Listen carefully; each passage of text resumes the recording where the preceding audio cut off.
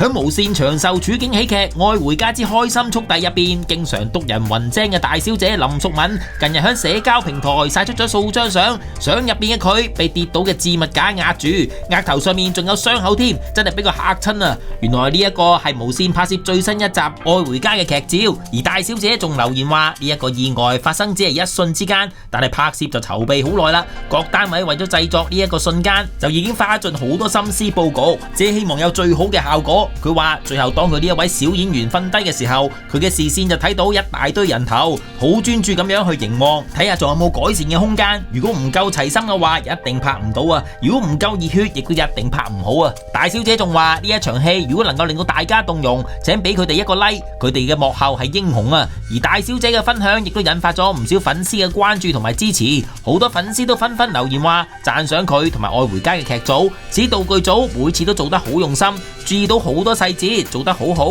亦都有人話好中意睇大小姐拍內心戲，演繹得好有層次，仲話見到個意外相個心都俾佢嚇到離一離啊！睇嚟大小姐真係好有人緣，大家睇得好投入，當正佢係屋企人咁，為佢擔心啊！